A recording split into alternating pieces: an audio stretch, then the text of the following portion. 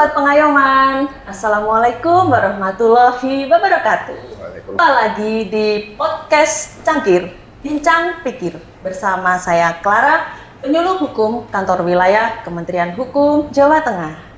Pada episode kali ini, kita akan berbincang-bincang atau mungkin lebih tepatnya kita mau kenalan dengan jabatan fungsional yang baru ini ada di kantor wilayah Kementerian Hukum Jawa Tengah, yaitu Jabatan Fungsional Analis Kebijakan.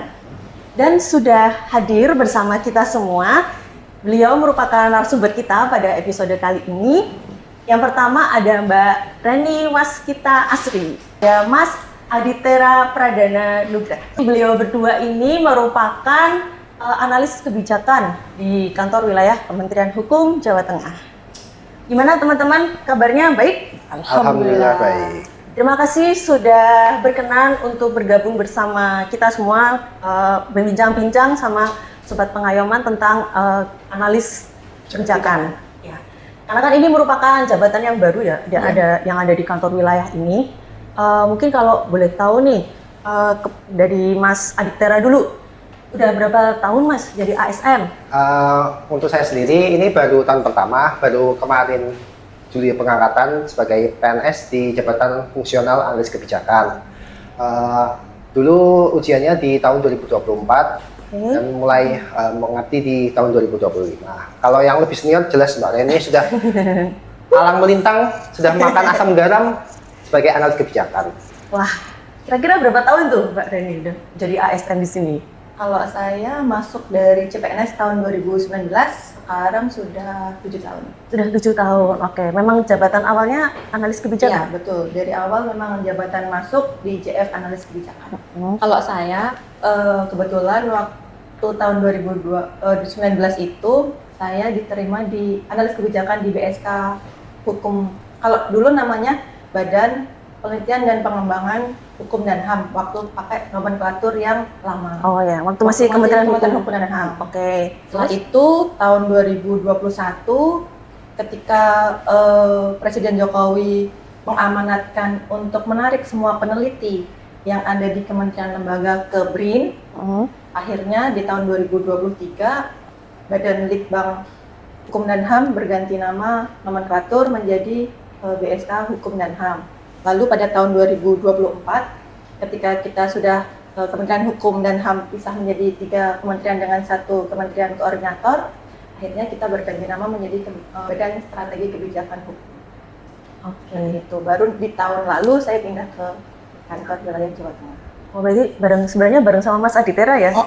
Tapi di tahun yang sama. Duluan Mas Adit. Oke. Kalau Mas Aditera sendiri kan sebagai ASN baru ya? Ya. Pasti masih ingat dong waktu proses seleksinya kayak gimana? Mungkin bisa diceritakan gitu sedikit aja. Gimana sih prosesnya waktu itu?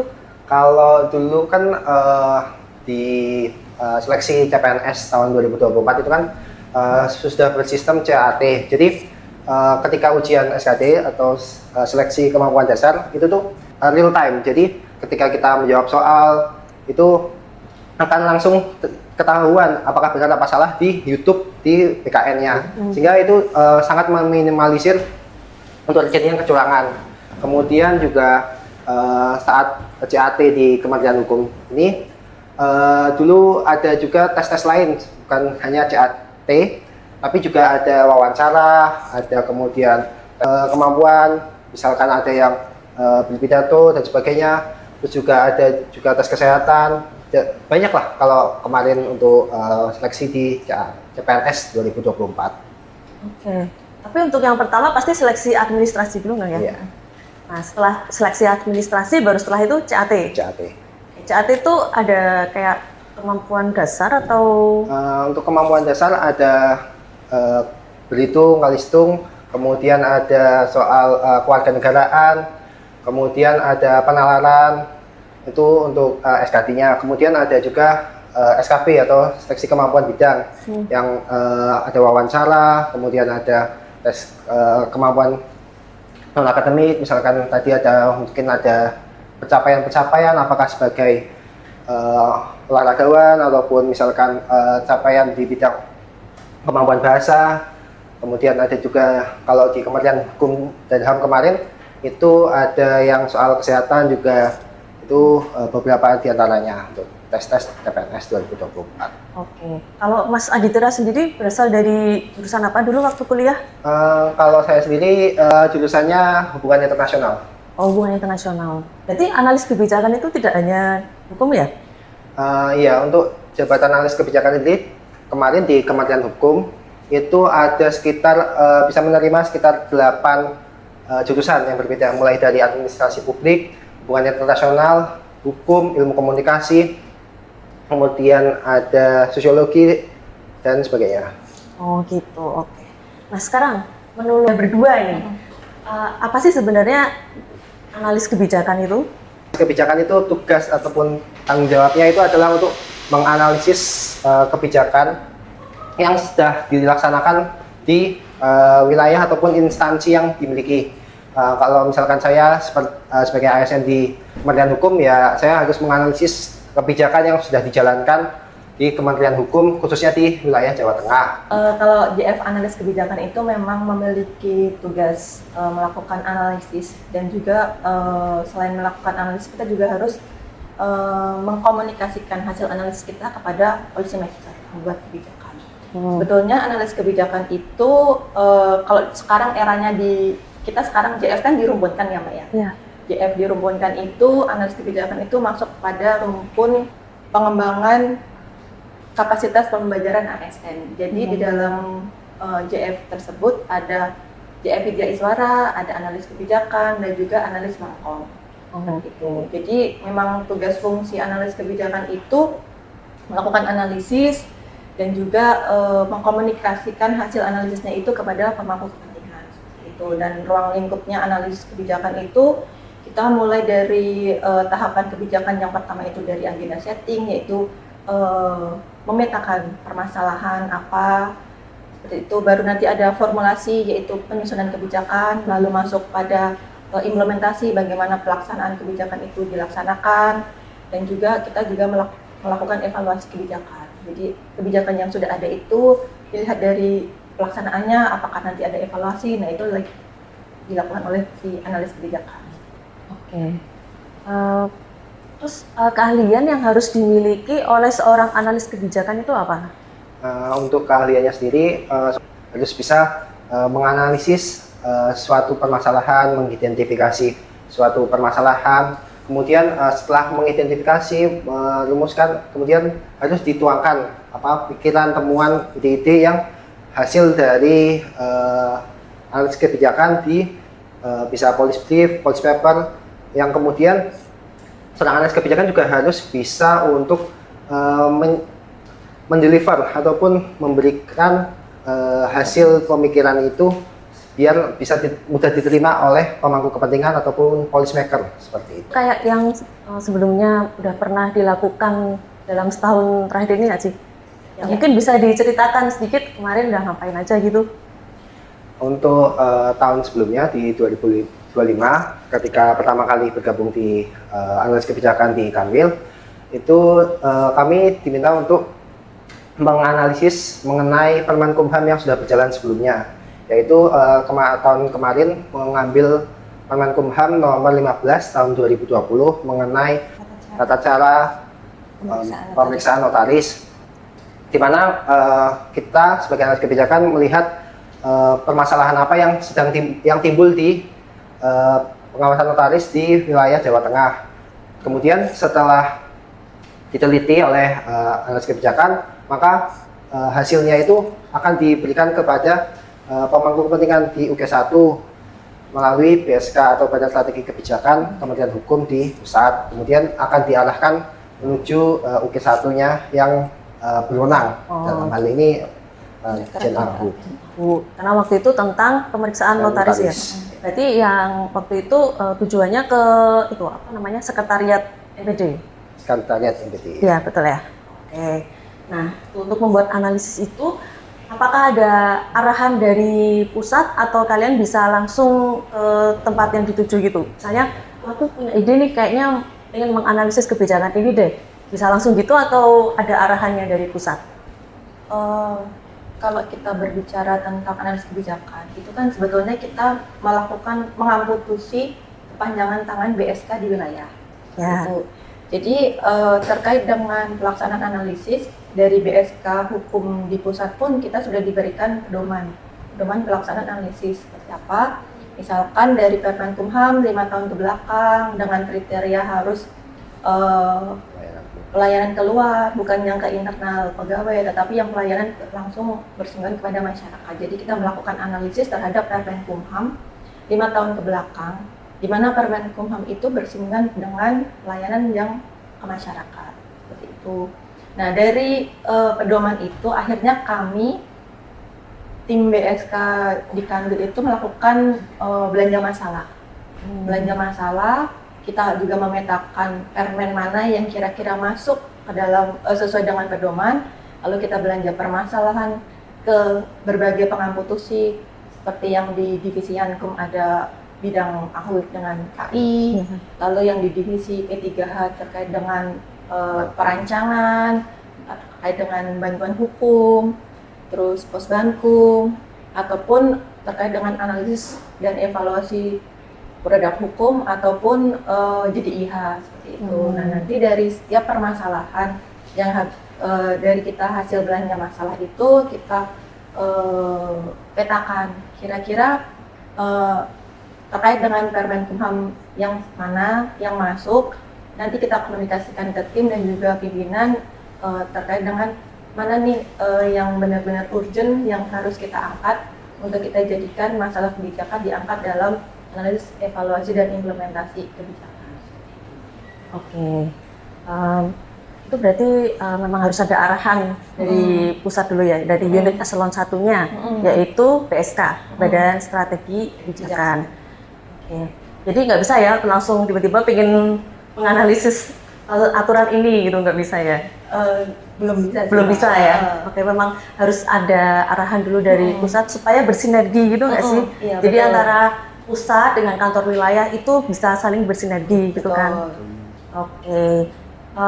Kalau untuk kebetulan kan saya penyuluh nih. Kalau untuk di penyuluhan ada nggak nih yang kira-kira mau dianalisis? Kan kebetulan ada Posbankum ini, atau mungkin belum ya? Posbankum kemarin sebetulnya kita mau ngambil ya Mas ya, cuma terkait dengan balik lagi di pedomannya itu kan Permenkumham atau Permenkum 5 tahun ke belakang. Sementara yang Posbankum itu kan belum masa berlakunya kan belum 5 tahun. Belum, baru itu ini. baru makanya itu belum bisa. Oh, belum bisa. Memang harus standarnya 5 tahun ke belakang gitu ya. Oke, berarti alurnya dari PSK lalu ke kantor wilayah untuk melakukan analisis terhadap peraturan itu, baru kemudian dari analis kebijakan yang ada di kantor wilayah ini bergerak gitu ya. Ya, betul. Nanti rekomendasinya itu tergantung. Jadi kan analisis itu ada dua, terkait dengan implementasi dan juga terkait dengan evaluasi dampak. Kalau terkait dengan implementasi pelaksanaan kebijakan itu, kita melihatnya itu dari sisi pelaksanaan di wilayah seperti apa. Jadi rekomendasi kita itu langsung ke internal kantor wilayah sendiri. Tapi kalau evaluasi itu kita mengevaluasi pelaksanaannya itu efektifnya seperti apa, dampaknya seperti apa. Nah, nanti rekomendasinya kita sampaikan kepada BSK Hukum. Nanti dari BSK Hukum disampaikan ke unit eselon 1 terkait. Kalau kemarin kan terkait dengan notaris, jadi itu ruang lingkupnya jadi ke Dijen Ahu. Oh, jadi dari analis kebijakan yang ada di kantor wilayah ini menyampaikan hasilnya ke PSK, kemudian PSK ke Dijen Ahu, gitu ya. Karena kan kita juga melakukan analisis itu kan tidak hanya satu kanwil ya. Jadi kalau misalkan dari beberapa 33 kanwil ada hal yang serupa, tapi dengan permasalahan yang serupa, tapi dengan tema yang sama, nanti dari BSK itu disampaikan ke masing-masing pengampu. Oh, gitu. Satunya. Nah, untuk outputnya sendiri itu namanya apa? Dari hasil analisis kalian, nanti kemudian kan dituangkan ke dalam suatu dokumen gitu, yang namanya kita sebut dengan output ya biasanya.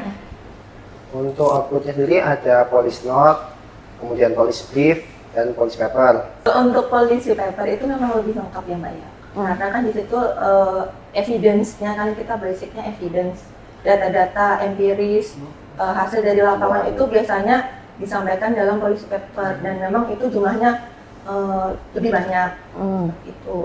Kalau untuk polisi memo ataupun polisi brief itu memang karena kita sasarannya langsung kepada pengambil keputusan policy maker, jadi kita bikinnya itu lebih singkat, sekitar 2 sampai 4 halaman maksimal gitu. Jadi kan kalau misalkan pimpinan pengambil keputusan policy maker itu kan tidak punya banyak waktu untuk membaca yang berhalaman-halaman itu kan. Yang penting intinya gitu ya. Makanya kita bikinkan policy brief sekitar 2 sampai 4 halaman, inti permasalahannya apa, rekomendasinya apa, jadi dari pihak bisa segera ditindaklanjuti. Nah, kalau untuk bedanya sendiri dari hasil analisis yang dibuat oleh analis kebijakan dengan penelitian yang dibuat oleh peneliti itu apakah ada bedanya? Kalau untuk penelitian itu kan memang berdasarkan data empiris ya. Sebenarnya kalau analis kebijakan itu juga sama dengan peneliti. Cuma kan kalau peneliti itu di data primer saja. Kalau yang penelitian biasanya harus ada data primer, sekunder, kemudian kan ada rentang waktunya yang harus dipenuhi sebagai bentuk pengumpulan data. Kalau dari analis kebijakan mungkin lebih singkat, lebih rapat untuk melaksanakan penelitian ataupun analisis mengenai kebijakannya, sehingga mungkin jika ada arahan misalkan dari pusat juga mau ada perubahan mengenai suatu Kemenkumham lain selain yang sedang dilaksanakan oleh teman-teman analis kebijakan di daerah, bisa segera dilaksanakan juga. Jadi kemarin ada yang dari pusat, itu ada pengumpulan data, teman-teman analis kebijakan juga bisa menemani untuk pengumpulan data sesuai dengan kebutuhan dari pusat juga. Dan juga untuk rekomendasi dari yang dihasilkan oleh analis kebijakan itu kalau bisa kita lebih aplikatif. Kalau penelitian kan terkadang hasil kebijakannya kan terlalu luas ya. Kalau analis kebijakan itu harus bisa diaplikasikan. Oh gitu. Oke. Tadi kan udah kenalan di awal nih, Mas Aditera dari jurusan HI ya. Kalau Mbak Reni sendiri dari jurusan apa nih? Saya dari administrasi negara. Administrasi negara. Oke, berarti memang luas banget ya ini ya. Iya. Tidak hanya kalau saya kan penyuluh hukum tuh dulu waktu ya pendaftaran CPNS itu biasanya cuma S1 hukum gitu. Ternyata kalau analis kebijakan ini lebih luas ya. Lebih luas Mbak. Tapi kalau hukum juga bisa nih, S1 hukum juga bisa. Bisa ya. Itu udah dijelaskan macam-macam tugas dari analis kebijakan yang ada di kantor wilayah, terus juga outputnya. Nah, menurut Mbak Reni dan Mas Aditera, sebenarnya apa sih urgensi analis kebijakan itu di suatu instansi? Untuk urgensinya sendiri itu kan karena kebijakan itu harus sesuai dengan kebutuhan yang ada di lapangan, sehingga jika sudah berjalan misalkan dalam kurun waktu 5 tahun itu kan perlu untuk penyesuaian kembali, untuk diteliti kembali apakah kebijakan yang sudah dijalankan itu masih relevan dengan kebutuhan yang ada. Makanya analis kebijakan ini pentingnya di situ untuk menyelesaikan masalah yang mungkin sudah timbul dari jalannya suatu kebijakan, ataupun mungkin mencegah dari timbulnya masalah di dalam suatu kebijakan yang ada. Menurut Mbak Reni sendiri? Kalau menurut saya segala sesuatu terkait dengan kebijakan itu memang harusnya ada evidence-nya. Jadi berdampak ya. Misalkan kalau di internal Kementerian Hukum sendiri kan tugas kami hanya sebagai supporting unit. Jadi kita mendukung pelaksanaan kebijakan internal Kementerian Hukum. Jadi setiap kebijakan yang dikeluarkan oleh Kementerian Hukum pun harusnya berbasis evidence. Perbedaan mendasar nih analis kebijakan yang ada di kantor wilayah dengan yang ada di pusat itu apa? Kalau analis kebijakan yang ada di pusat dan di kantor wilayah itu sebetulnya sama ya Mbak ya. Cuma dari ruang lingkupnya itu, kalau pengalaman waktu saya di pusat itu memang analis kebijakan yang ada di BSK itu melakukan analisis terhadap peraturan menteri. Lihatnya dari sisi agenda setting ataupun bagaimana penyusunan suatu kebijakan.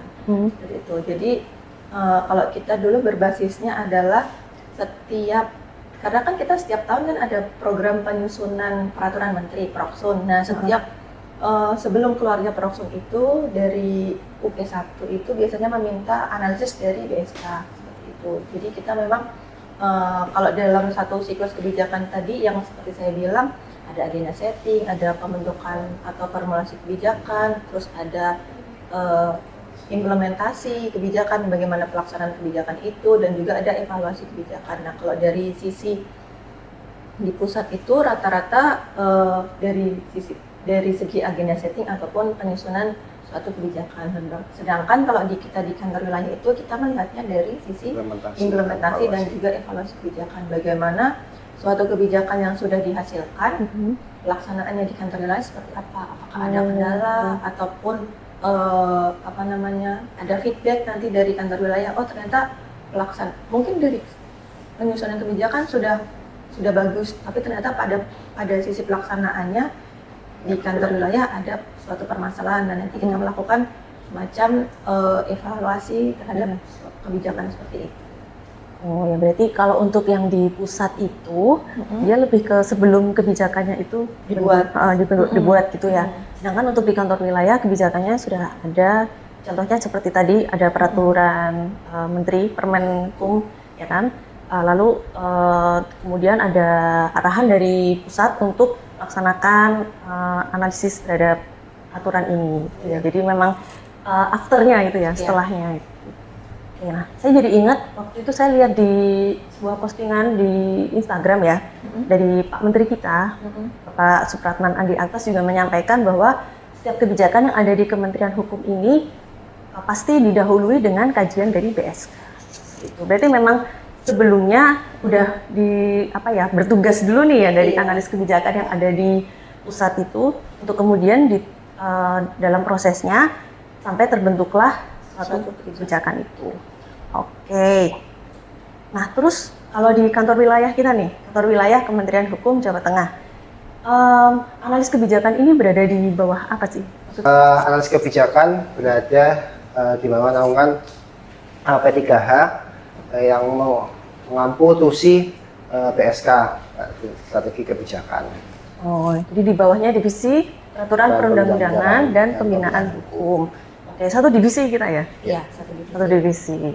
Kalau dulu sebelum pemisahan Kementerian Hukum dan HAM, memang kan ada banyak divisi yang Mbak ya? Iya, ada 4 waktu itu. Ada 4, ada divisi masyarakat, admin dulu, administrasi, terus pemasyarakatan, imigrasi, pelayanan hukum dan HAM. Ya. Kalau dulu pengampu tuh kalau dulu namanya BSK, karena kan kita BSK itu mengalami beberapa kali perubahan nomenklatur ya. Sebelumnya Litbang itu Litbang Hukum dan HAM, Badan Litbang Hukum dan HAM berada di bawah divisi pelayanan hukum dan HAM di bidang HAM, bidangnya bidang HAM, terus di subbid penelitian, pengkajian dan pengembangan hukum dan HAM ya. Ya, penelitian, pengkajian, pengembangan hukum dan HAM. Kalau sekarang kan di bawah divisi peraturan perundang-undangan dan pembinaan hukum. Lalu untuk tugasnya sama nggak? Yang sekarang dengan yang dulu ketika masih bernama Kementerian Hukum dan HAM itu ada bedanya nggak? Lingkupnya aja yang akhirnya kita lebih sempit karena kan dulu waktu masih jadi Kementerian Hukum dan HAM kan kita masih ada kemasyarakatan, ada imigrasi, ada bidang HAM kan ada juga kan yang subbid pemajuan HAM, yang sekarang jadi Kementerian HAM itu kan akhirnya bisa sendiri-sendiri, akhirnya kita ruang lingkupnya jadi lebih kecil. Yang sekarang ruang lingkupnya lebih dipersempit lagi ya, karena kita sudah berpisah dengan IMIPAS, Imigrasi dan Pemasyarakatan. Oh ya, dan juga HAM. Oke, nah terakhir nih, apa sih yang menjadi tantangan yang dihadapi oleh analis kebijakan di kantor wilayah?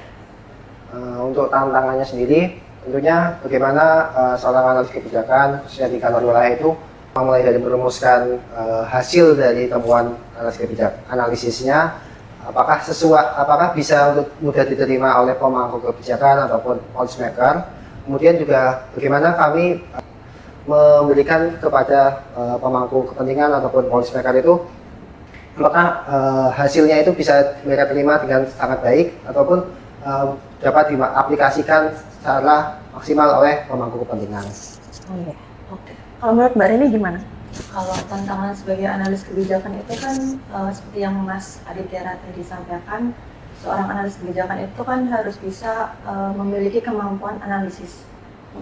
Selain kemampuan analisis berpikir kritis, juga harus bisa mempunyai kemampuan menulis. Jadi apa yang dipikirkan itu dituangkan dalam suatu tulisan dan juga harus bisa mengkomunikasikan itu kepada policy maker. Kalau tantangan dari analis kebijakan itu karena memang kita basicnya melakukan analisis, mengkomunikasikan kepada si pembuat kebijakan. Cuma masalahnya terkadang ada pembuat kebijakan itu tidak serta-merta setiap rekomendasi yang kita sampaikan itu bisa ditindaklanjuti oleh beliau, karena kan memang tidak hanya dari sisi analisis juga ya Mbak ya, kalau dari penyusun pembuat kebijakan itu kan beliau juga harus memikirkan ada unsur politis di situ di dalamnya seperti itu. Nah mungkin tantangannya yaitu apakah setiap rekomendasi yang disampaikan yang dihasilkan dan disampaikan oleh seorang analis kebijakan bisa ditindaklanjuti oleh pembuat kebijakan. Last but not least, buat Mas Aditera terutama. Mbak Reni istirahat dulu. Oke, terima kasih. Buat Mas Aditera, sebagai ASN baru nih, yang baru aja dilantik bulan apa Mas? Kemarin? Bulan Juni? Ini. Oke, yang baru saja dilantik bulan Juni. Ada nggak sih tips dan trik yang bisa di-sharing ke pemirsa Sobat Pengayoman? Gimana sih caranya supaya lolos seleksi calon aparatur sipil negara? Karena siapa tahu pemirsa yang menonton ini sedang mempersiapkan diri gitu untuk mengikuti seleksi ASN. Mungkin Mas Aditera bisa membagi tips dan triknya apa? Oke, untuk mungkin tips dan triknya pertama mencari tahu mengenai ujian ataupun tes apa saja yang akan dilalui. Karena tidak semua jabatan itu ataupun kementerian itu membuka jabatan yang ada tes kesehatan ataupun tes wawancara, sehingga bisa jika sudah mengetahui apa saja tesnya bisa meminimalisir peluang gagalnya. Karena mungkin jika ada riwayat sakit ataupun penyakit menular ataupun penyakit keturunan itu bisa dicoret dulu. Kemudian dari sisi administrasi untuk bisa menggunakan asli ataupun jangan yang sementara, karena kemarin ada beberapa teman yang melampirkan ijazah sementara karena sebelum wisuda. Belum wisuda, jadi belum dikasih ijazahnya gitu ya? Jadinya ditolak oleh kemarin PKN. Kemudian nggak lolos administrasi ya Mas? Jadi administrasinya gagal. Kemudian untuk SKT ataupun CAT itu perbanyak belajar soal aja, mengerjakan soal, karena seperti yang tadi sudah disampaikan bahwasanya sekarang modelan CAT-nya live score, sehingga peluang kejadian kecurangan itu sangat minim. Jadi sebisa mungkin mengerjakan saja soal-soal yang ada mungkin di internet ataupun di buku, itu sangat membantu untuk membiasakan diri mengerjakan soal. Kemudian yang terakhir ya menjaga kesehatan, menjaga diri, dan selalu update mengenai ujian-ujian ataupun tes-tes yang akan dilaksanakan, karena ada beberapa orang yang mungkin kelupaan sehingga gagal ataupun tidak hadir. Itu informasinya ada di mana sih? Nah, informasinya untuk sekarang bisa dipantau saja di BKN, karena sudah mulai ada informasi-informasi mengenai rekrutmen ASN. Untuk lebih tepatnya bisa dilihat di laman milik BKN. Oke.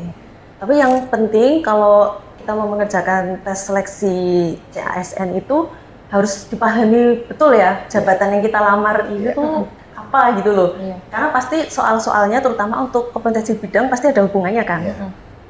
Dulu Mas Aditera belajarnya dari mana nih? Untuk kemampuan bidang, karena ini analis kebijakan masih baru, kebanyakan masih belajarnya dari pertama dari peraturan hukum atau undang-undang yang ada mengenai jabatan analis kebijakan. Kemudian ada juga mengenai dari pemikir-pemikir ataupun ilmuwan yang mengenalkan ataupun membahas apa itu analisis kebijakan yang dari mulai agenda setting, dari penyusunan kebijakan, evaluasi dan implementasi dan evaluasi kebijakan itu sangat membantu dalam mengetahui apa itu analisis kebijakan. Oke, jadi sekarang kan internet juga mudah ya, Iya. dan semuanya ada di situ. Memang yang dibutuhkan adalah kemauan untuk browsing, untuk mencari tahu gitu ya. Pertama harus memahami betul jabatan apa yang akan kita lamar ini. Oke, baik. Terima kasih atas waktunya Mas Aditera dan Mbak Reni. Sama-sama, Mbak Clara. Mbak Clara. Buat Sobat Pengayoman, terima kasih sudah menyaksikan podcast Cangkir. Kalau kalian suka, bisa kasih like, comment, and subscribe. Sampai jumpa di episode berikutnya. Wassalamualaikum warahmatullahi wabarakatuh. Waalaikumsalam warahmatullahi wabarakatuh. Dadah.